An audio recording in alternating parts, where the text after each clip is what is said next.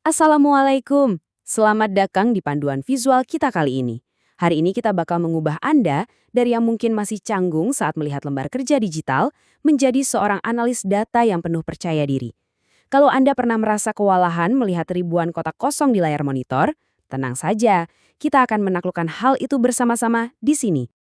Oke, ini dia peta jalan mental kita hari ini.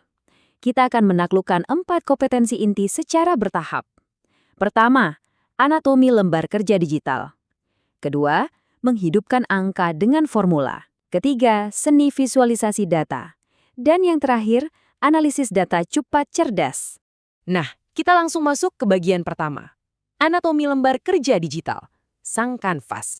Penting banget buat kita melihat ruang kerja digital ini bukan cuma sekedar sekumpulan tombol yang membingungkan, melainkan sebuah kanvas kolaboratif. Ada kolom yang ditandai dengan huruf-huruf dan posisinya vertikal.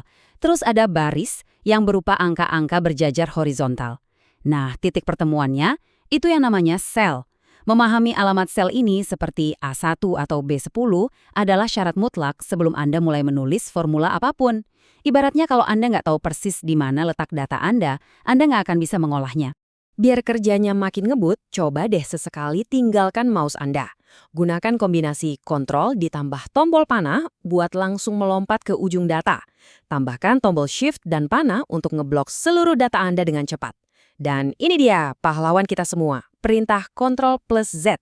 Ini benar-benar fitur penyelamat nyawa yang wajib banget dihafal setiap mahasiswa.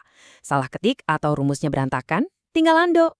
Apalagi untuk Anda mahasiswa Universitas Dian Nusantara yang sedang mengambil mata kuliah aplikasi komputasi, menguasai hal ini sangatlah relevan.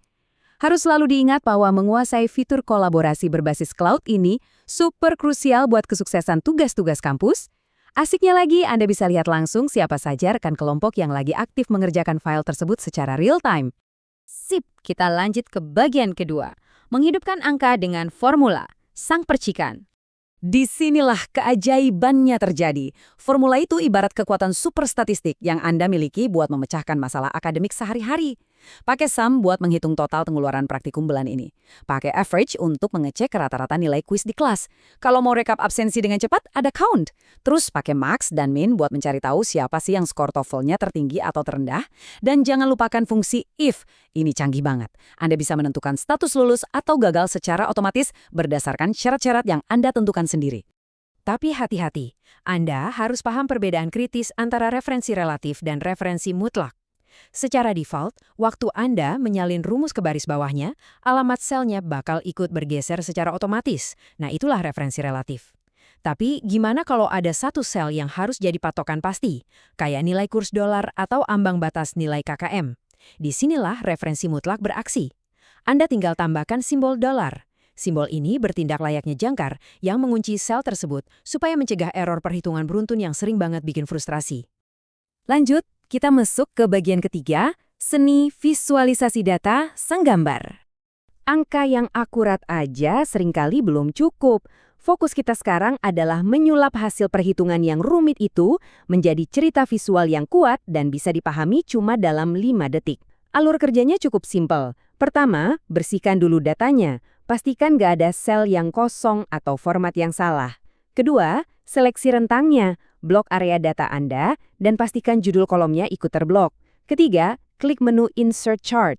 Dan terakhir, lakukan kustomisasi di chart editor biar tampilan grafik Anda terlihat sangat profesional untuk presentasi. Tapi ingat ya, memilih jenis grafik yang salah itu bisa bikin audiens Anda tersesat.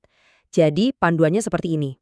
Gunakan line chart atau grafik garis kalau Anda mau melacak tren kenaikan IPK Anda dari semester ke semester.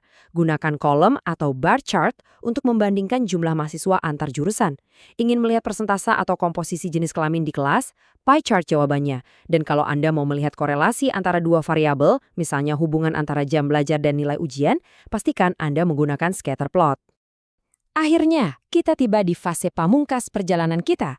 Bagian keempat, analisis data cepat cerdas sang kebijaksanaan. Mengumpulkan data itu bagus, tapi sekarang waktunya kita mengekstrak makna yang sebenarnya. Sebelum menganalisis, bereskan dulu keruwetannya. Sorting dan filtering bertindak sebagai asisten pengorganisir instan Anda. Bayangkan situasi nyata di mana Anda harus mengurus administrasi kampus.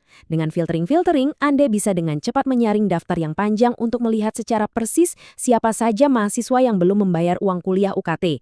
Praktis sekali dan nggak pakai ribet. Nah, sekarang saya punya pertanyaan krusial buat Anda.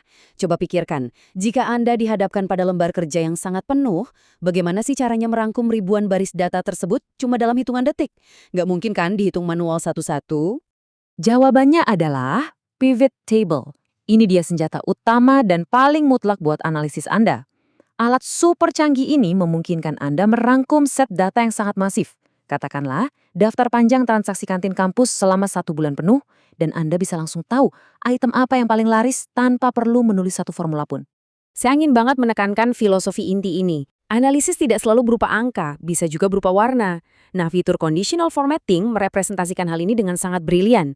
Fitur ini membantu mata Anda langsung mendeteksi ada yang tidak beres secara instan. Contohnya, Anda atur supaya setiap nilai ujian mahasiswa yang di bawah ambang batas otomatis berubah menjadi warna merah. Dosen pun bisa langsung memusatkan perhatian pada data yang butuh perhatian ekstra. Sebagai penutup, saya tinggalkan Anda dengan pemikiran provokatif ini. Cerita tersembunyi apa nih yang sedang menunggu untuk Anda ungkap di kumpulan data Anda berikutnya? Dengan semua skill baru ini, mulai dari memahami kanvas navigasi, meracik formula, memvisualisasikan data, hingga menganalisis dengan pivot table, kini Anda yang memegang kendali penuh. Saya tantang Anda aplikasikan kemampuan transformasi data ini di tugas besar kampus Anda berikutnya. Teruslah bereksplorasi dan sampai jumpa di penjelasan kita yang lain.